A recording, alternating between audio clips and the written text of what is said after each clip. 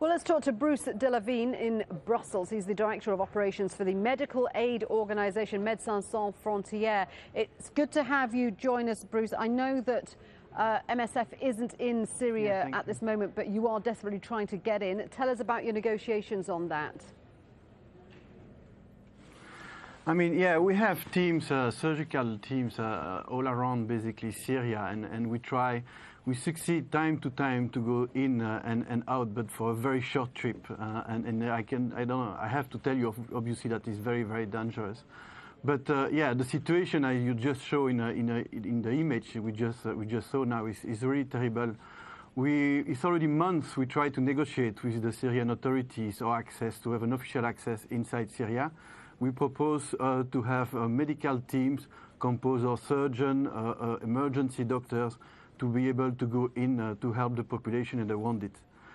Because really for us, I mean, obviously the needs are huge, but in terms of access for the wounded, it's really terrible. And as we already explained many times, the access to hospitals and health structure is not guaranteed at all, and is very, very difficult.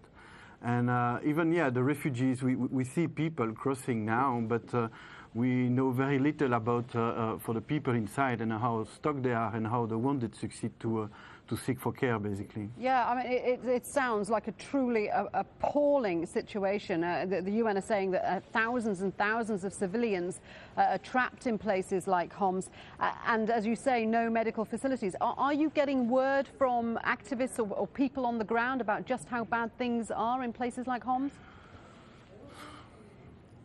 Yeah, I mean, we are in permanent contact, and we support a network of doctors, and we succeed to supply with drugs and surgical material and so on. And then we have obviously also information coming, and is basically telling the stories that you are telling us just show, and that the situation is terrible. But again, what I have to underline here is amazing with this Syria situation is for organizations like MSF, which used to work in conflict zone, is completely amazing that we cannot get the access for months now.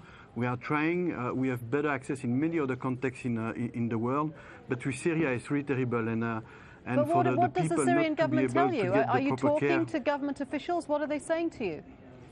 Yeah. Yes. They're telling us basically that they make us wait and say that, look, we have drugs, we don't need drugs for your team, we have the capacity to take care ourselves, we have our own capacity, and they make us wait and go from one diplomatic thing to the other, basically. Yeah. Is it true? Are they providing medical supplies for places like this? I cannot tell you. That's also the thing that we told them, say, okay, fine, but we can, I mean, as an impartial humanitarian organization, we will be on the spot, and we can make what we call an assessment of the situation for the wounded and for the people, and then we will make our own judgment, basically. But we have been refused the access so far. And you say that you're dealing with refugees in neighbouring countries. Are people starting to trickle out, trying to get to safety?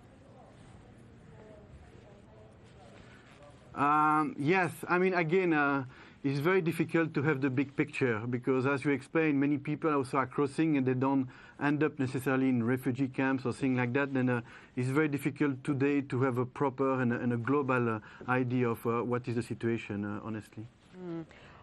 Listen, thanks very much indeed for shedding some light on what's going on, and clearly we hope that your organisation can do more in Syria. Bruce de Vigne speaking to us from Brussels there.